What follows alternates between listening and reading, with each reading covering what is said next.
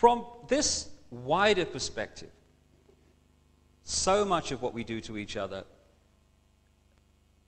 must have the rest of creation shaking their heads in disbelief.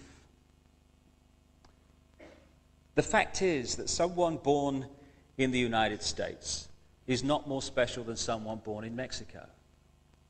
Someone born in London is not more special than someone born in Liverpool. Someone who is white is not more special than someone who is black. They're just vehicles for the consciousness to experience. If you go down to the seashore and you pick up a droplet of water in your hand, how can anyone say that that droplet is any more or less special than all the other billions and trillions of droplets you see in the ocean before you?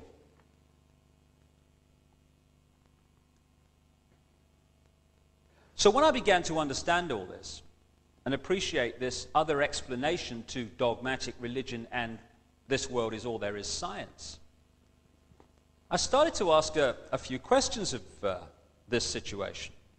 Like, how come that this explanation, at the very bottom line least, is as credible as the other two? How come the other two get guaranteed airtime, often no questions asked, here's your airtime, say what you like,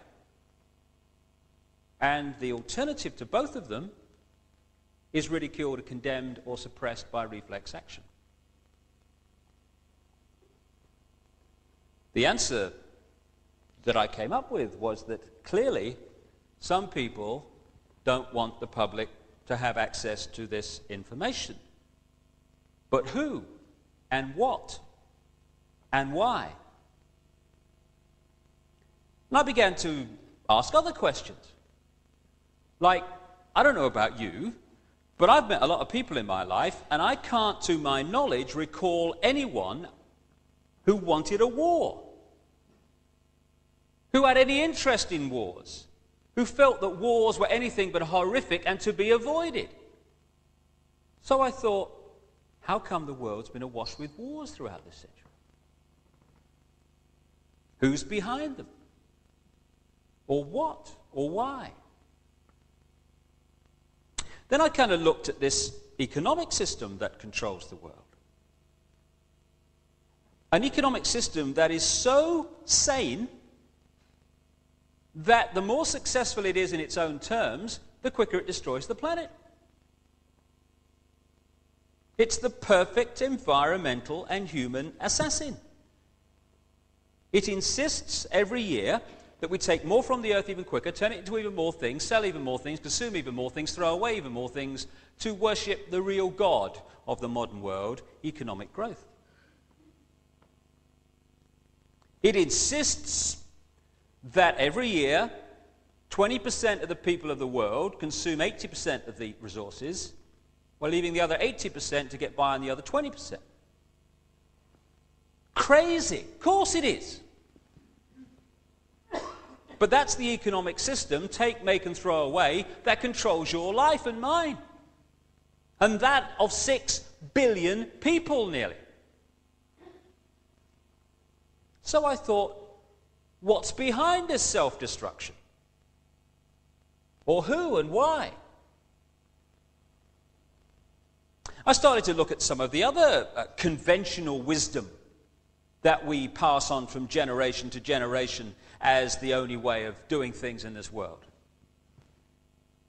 The wisdom that says, even though the economic system that I've just described is dismantling this planet, you ask a politician of any party anywhere in the world, what do we do to get out of this environmental situation? And they will say we must have more growth to raise the money to spend on the environment. If I said to you the way to put out a fire is to pour more petrol on it, you'd say he's out of his mind. But that's what the politicians are saying when they say about more growth to sort out the environment.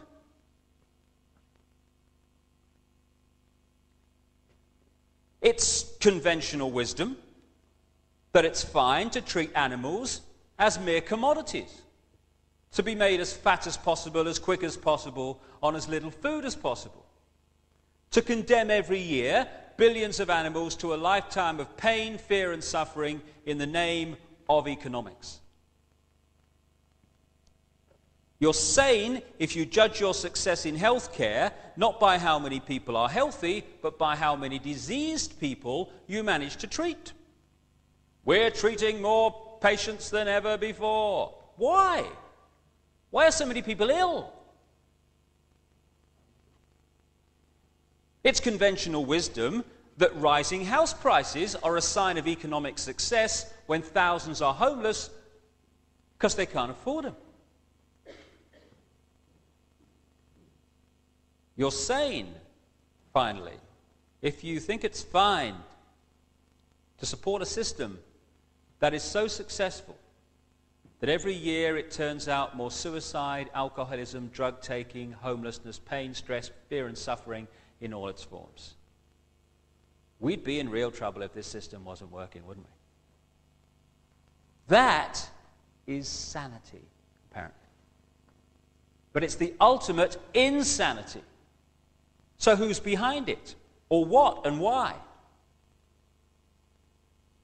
I began to realize, too, that against the background of this utter self-destruction, on this same planet is stunning wisdom. And I began to see also that there is a great difference between cleverness and wisdom. They're not the same thing. This system's very clever, but it isn't very wise, and it's the lack of wisdom that is the problem. And I began to see that what we call wisdom is often not found in this state-of-the-art letters after their name system. It's actually found in the native peoples that this system would see as backward. Piece of Native American wisdom, what have become known as American Indians. When you have cut down the last tree and poisoned the last river, you will know that you cannot eat money. That's wisdom. And there's another piece of very famous American Indian wisdom. In 1854, the American government made an offer for Indian land. And under the system that I've been talking about and the attitudes and the values that are indoctrinated into us, what should have happened is this chief should have said, right, well, I'm on a winner here because it's a seller's market. I never put it on the market, therefore I'm in the driving seat.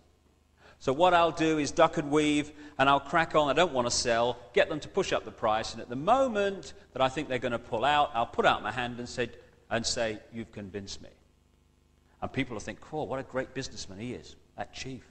Fantastic. Be something in the city, he will.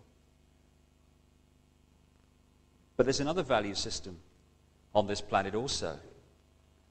A value system that said this in terms of this chief. How can you buy or sell the sky? We do not own the freshness of the air or the sparkle on the water. How then can you buy them from us?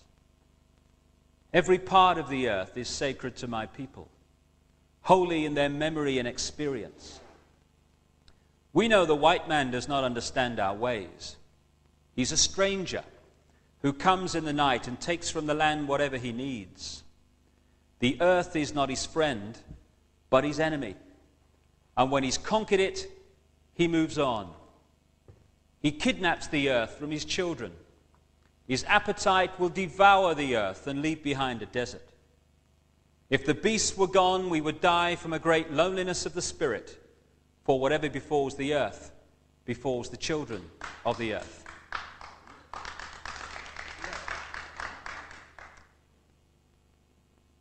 It's sobering to think that those words were spoken in 1854 when you look what has happened since.